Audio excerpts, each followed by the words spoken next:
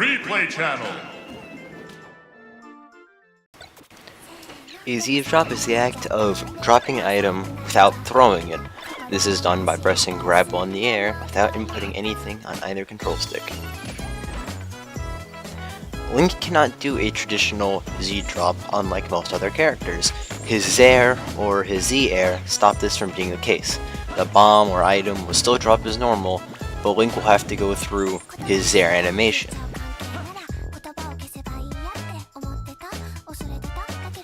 However, there is a workaround to this. If Link performs a Z-drop right before hitting the ground, he will do a Z-drop without his Z-air coming out. However, this limits the Z-drop's usefulness, since Link can't do the traditional Z-drop from any vertical range unlike other characters. The fastest method of doing this is performing a full hop bomb pull, then right before landing, you press grab again, so you can do this all in one jump. Link can also do a lagless Z-drop by performing a Z-drop while nearing the end of an aerial. However, you can only do this about twice, as the bomb will explode if you try to do it another time.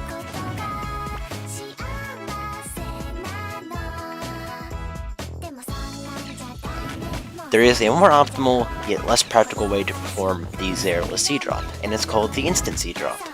The instant Z-drop is performed by pressing grab the frame you leave the ground. More specifically, on frame 8 after inputting jump with Link. This gives you a much more quicker version of the Z-airless Z-drop, since it happens at the beginning of the jump rather than the end of it. It's also more useful because you can perform both the Z-drop and the aerial regrab in the same jump almost instantaneously, essentially letting you perform an aerial with a bomb in your hand. Other methods allow you to do this as well, but none are as quick as this option. Sadly, this isn't as practical since the input is frame perfect. A frame too soon, Link will do a jump cancel toss, and a frame later, Link will do a Z-air Z-drop. This tech is very useful and the most optimal form of the Z-drop, however it's too inconsistent to rely on, which is why other methods are used more.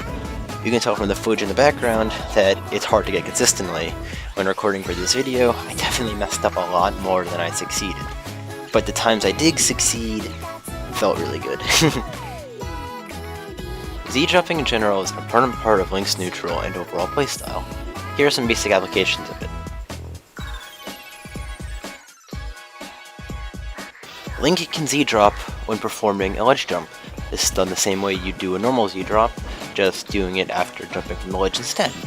This is useful because due to the way Link's recovery works, i.e. getting knocked off stage, pulling a bomb, double jump Z-airing, you can actually cancel an air dodge with a Z-air, keeping your bomb in your hand. Due to this, Link often has a bomb while on the ledge. If an opponent overextends while going for an edge guard, aka let's say you go low, right, and they try to chase you low, and you air dodge and then Z-air, you can do the Z-drop tech and potentially stage spike them with the bomb, or simply buy yourself enough time to regain stage control and limit your opponent's options because now he's the one at the ledge while you're on the stage. Overall, just putting him in a bad position.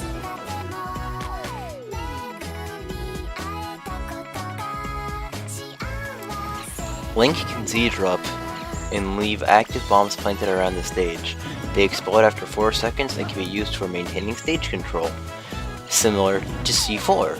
So, the tech is called C4 bombs. The best use of this is to limit options on the ledge.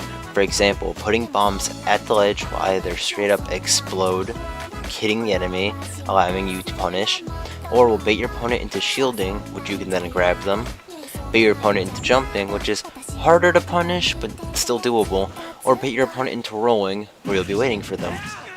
Another common use is to control platforms. By actually leaving the bombs on platforms, you condition your opponent not to use that platform, which limits their options, leaving you with more stage control. This is one of the reasons I personally believe Link does better on stages with platforms.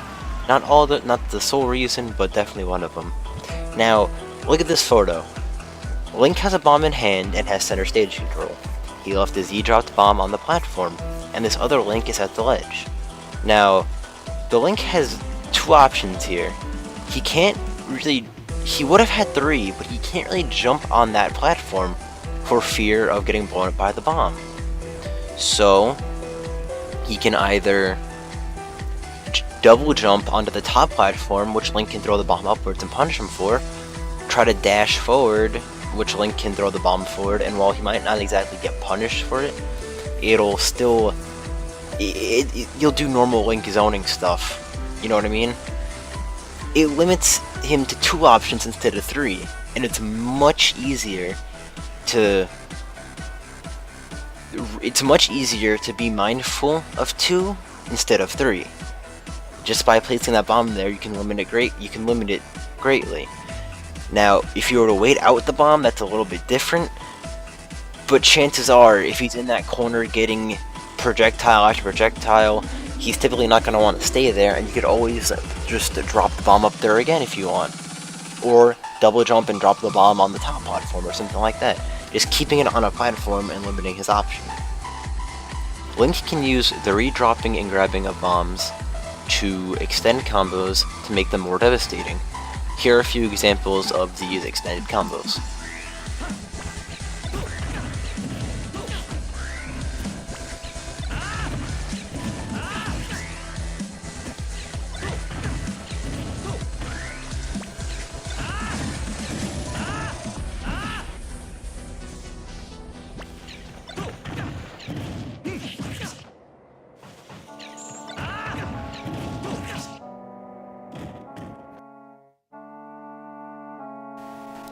So this one is really simple.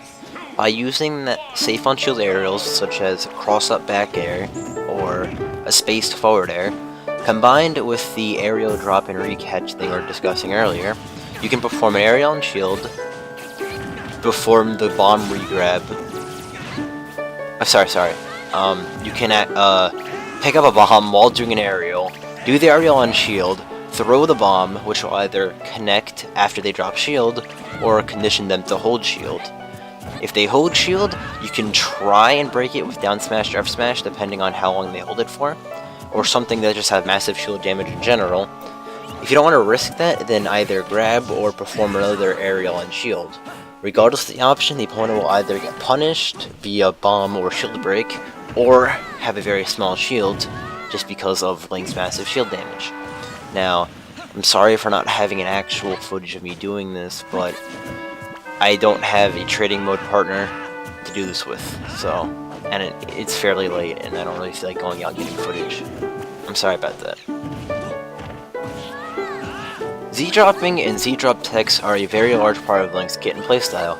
It's important that every Link knows at least the basic Z-drop tech, such as Zerless Z-drop, because it's a very strong tool to have, and without it, your gameplay with Link will be hindered, as if playing Link wasn't already hindering enough.